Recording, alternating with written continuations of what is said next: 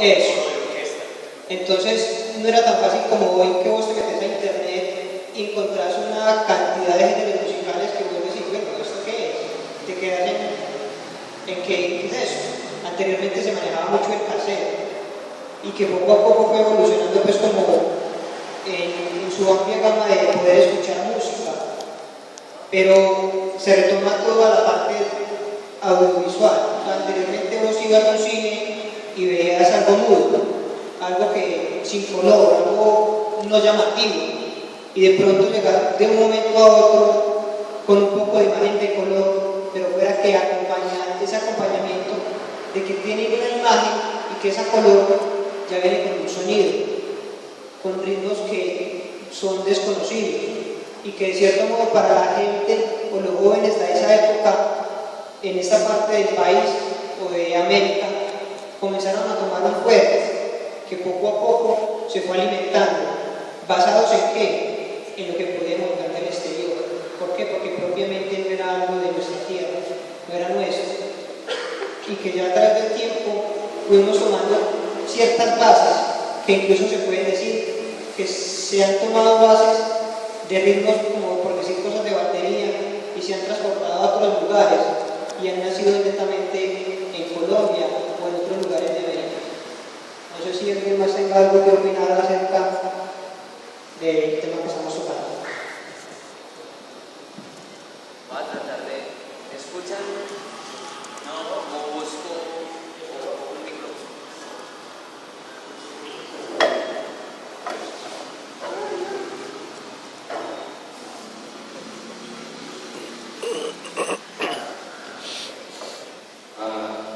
En cierta medida hay algo de cierto y algo de no tan cierto. El asunto de que, bueno, para nosotros un guitarrista es muy válido el cuestionamiento de que nos sirve el ejercicio de reconocer como el tema del control. Resulta de que en estos momentos estamos asistiendo, o desde hace mucho tiempo el mundo en general viene asistiendo a una teoría que es el fin de la historia.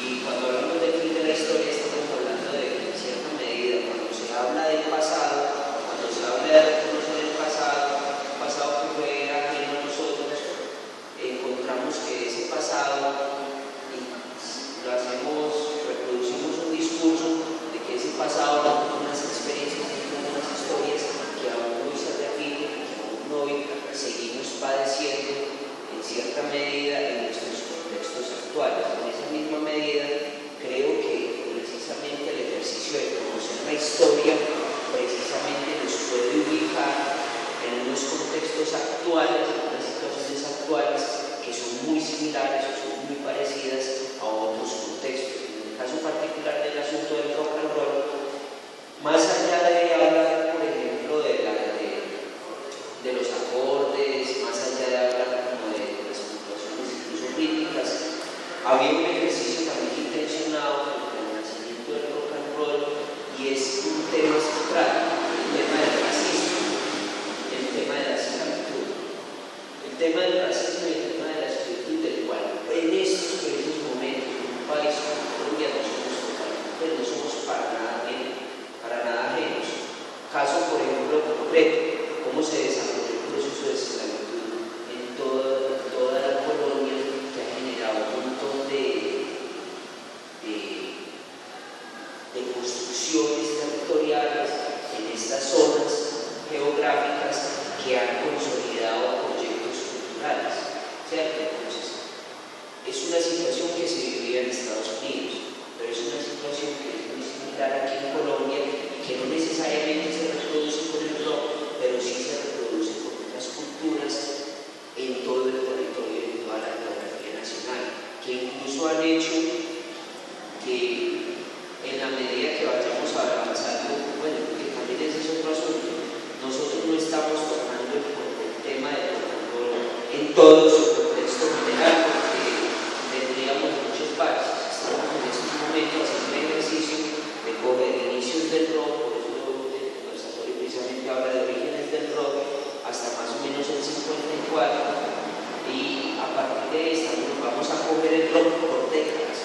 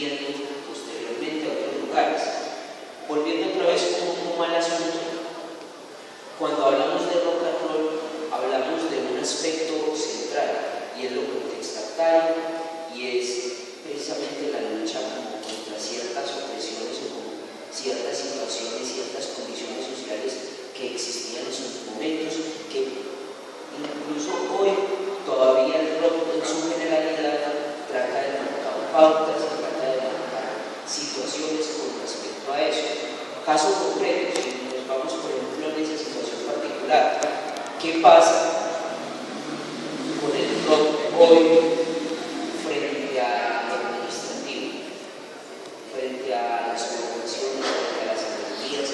¿Qué pasa, por ejemplo, con el rock hoy frente a esta economía actual que niega absolutamente cualquier intento de producción musical o de proyección musical o de desarrollar movimiento rockero? ¿Cuál es el miedo? ¿Cuál es esa situación que se genera ahí? ¿Cierto? Que no es para nada ajena a los inicios del rock and roll, ¿cierto? Que es incluso una repetición del contexto. ¿Qué es lo que teme con este movimiento? ¿Qué es lo que teme con la construcción de un movimiento rockero? ¿Qué es lo que hay detrás de un movimiento rockero? ¿Qué propuestas tiene? ¿Qué actitud tiene frente a la autoridad? ¿Cierto? Y en cierta medida, como empecé a decir, puede que no marque la juventud italuiseña o la juventud del sur del Valle de Bogotá en estos momentos, no esté marcada, no se vea reflejada en la connotación musical de lo que fue el rock and roll, pero en términos de la actitud y de la época y de lo que traza, creo que sí estamos totalmente identificados en que es necesario generar movimientos alternativos y procesos de organización alternativos, artísticos y culturales que nos definan y nos posicionen. ¿Para qué? Ese es el debate que creo que es necesario que nos vayamos dando, que nos vayan definiendo como movimiento rockero. ¿Ustedes tratan de eso? ¿Alguien más? Ya para finalizar vamos a hablar acerca de la simbología, pues, de los rockeros, que es muy importante en Navidad, en el mundo todavía.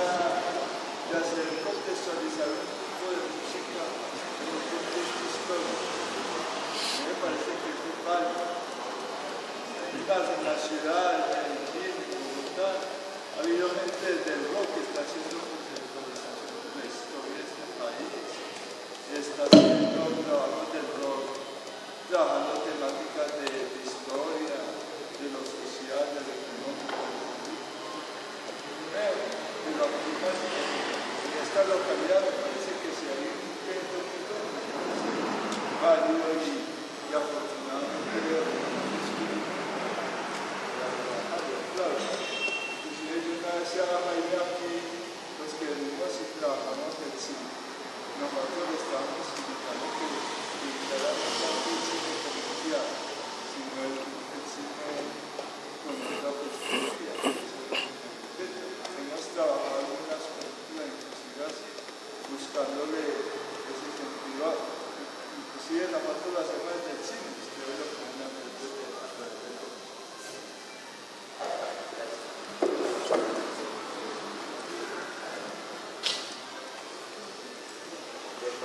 ¿Alguien más hablando? Vamos a hacer como si tiempito que como acerca de la simbología, ¿sí? Ok. Sí, venga. Bueno, sí, aquí también queremos hacer énfasis en algo pues un poquito por de parte, pero es para que nos empecemos a cuestionar y a pensar en el hecho de la vestimenta, que de pronto muchas veces utilizamos o vemos que alguien utiliza algo, pero no nos damos cuenta del verdadero significado que tiene, qué significa traer una bota puesta o diferentes elementos del cuerpo. Muy buenas noches. Los rockeros en este momento tenemos una falencia muy grave, que nos ponemos cosas y no sabemos por qué nos las ponemos. Es muy teso ver, está bueno, gente por ahí, no, eso es un pentacho, y luego es un pentagrama, es un satán. es que el rock y el metal no tienen que ver eso con nada de satanismo. Las cosas. Ay, mierda. Sí. Pégueselo a la boca. Tengo pena. Bueno, de pronto por la parte que vos tocas del satanismo, yo quiero tocar un punto. Y es que de pronto en esa transformación de la música gospel se comenzó a generar algo entre la religión.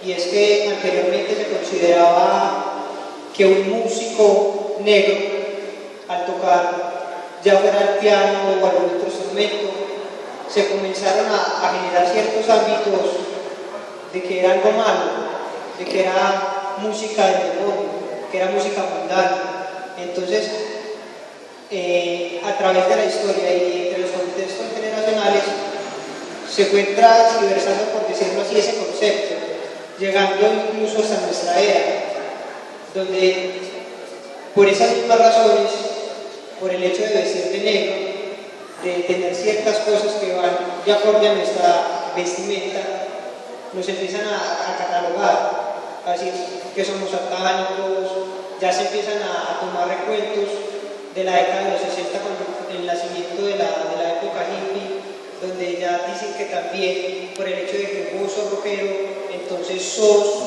un drogadicto, y también anteriormente se menciona que la vestimenta como tal del rockero era cuero, chaquetas, pero que después se retomó en un contexto de relación del punk, donde ya gente que era como, por decirlo, pandillera, comenzaba a hacer mal uso de esa vestimenta. Entonces se empiezan a hacer ciertas... Son procesos de resignificación. Entonces se empiezan a visualizar ciertas cosas de una manera inadecuada. Por ejemplo, ¿quién sabe por qué los rockeros utilizan botas? ¿Quién sabe? ¿Por qué? No, pero ¿por qué? Eso tiene un contexto. La influencia en los motociclistas y los motociclistas En la clase obrera. La bota pop, sí, la bota de platina de la clase obrera como respuesta. O sea, estaban usando el material de trabajo, pero las otras, la otra es que hay un montón de simbologías todas raras. Hay un montón de relaciones ahí, lo que les decía ahorita, uno pensar, ¿por qué uno adopta eso y por qué lo resignifica y lo hace propio? A uno le llega un montón de cosas de afuera y uno, el primer proceso que hace, el diálogo que uno tiene es resignificarlas. Eso significa algo para alguien y para mí, ¿qué va a significar? Muchas veces en ese proceso nos equivocamos, bueno, no nos equivocamos, sino que le otorgamos un significado tan nuevo, tan de nuestro contexto, que el anterior se pierde totalmente. Y muchas veces dialoga, por eso yo hablaba ahorita de que en cierta medida no nos sirve esto, o pues esta época como tal, porque esta época ni siquiera comercialmente nos llegó. Cuando eso comercialmente hacia acá se estaba pretendiendo un estilo discográfico diferente que era más práctico aquí, que tenía mayor acogida. Más adelante habría que pillar, por ejemplo, cómo entró y cómo se afianzó tan justamente el punk en las comunas y por qué se afianzó, o sea, qué fenómenos sociales hacían que el punk británico, que era un estilo obrero, que respondía a esa indisposición que le generaba a la clase, en especial a los hijos de la clase obrera inglesa, su condición, y empezaron a generar esa lógica, ¿por qué eso se afianzó aquí? ¿Qué problemáticas hacían que fuera tan fácil resignificarlo y ponerlo en este contexto? Lo mismo pasa con los trajes, con las botas, con todo eso. Pues el típico metalero vestido de cuero probablemente se lo haya inventado Rob Halford comprando en una tienda de artículos sexuales y luego llevándolo a un esquema performático en su show. Ahí, al llevarlo al esquema performático, estas cosas que tenían un significado dentro de su entorno original se resignificaron y empezaron a ser íconos de otras ideologías. Nos llegan a nosotros y ¿qué pasó? ¿Por qué lo estamos usando? Ahí es la cosa, porque es que no hay respuestas muy claras. Generalmente esa gente en esos contextos tiene respuestas, pero nosotros no. Entonces, ¿qué pasa ahí? ¿Quién más va a participar?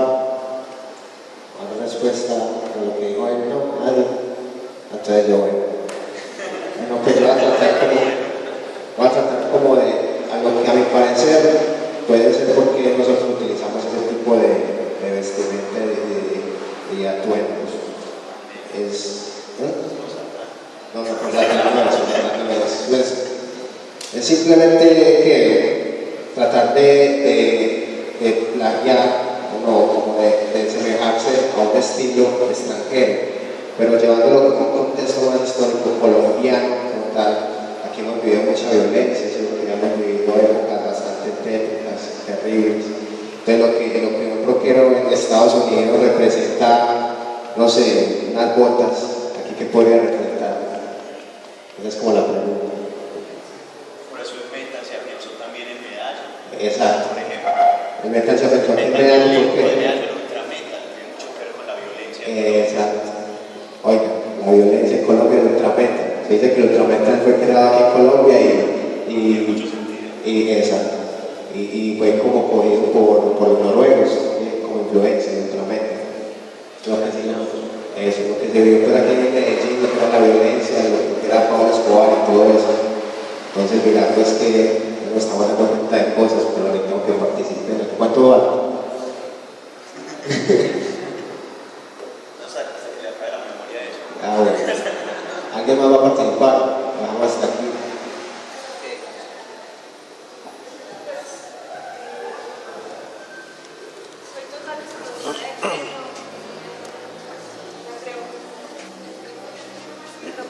El micrófono apagado a la niña. No, me atrevería como a hacer un cuestionamiento también, un planteamiento, pues, cuando como es conocedora del tema, pero también sería bacano como que nos preguntáramos la influencia de las industrias culturales que, pues, por el papel que ha tenido la industria cultural en la influencia en lo simbólico. Pues, yo creo que tanto los medios de comunicación como las revistas, como toda esta industria cultural ha permeado un poco todo, o sea, tanto la escena rockera como un montón de otros movimientos también. Entonces también es bueno como que empezamos a cuestionarnos un poco desde eso, desde la industria, y que realmente hace parte de nosotros, de la identidad, y que ha sido como parte de la imposición también cultural, por así decirlo.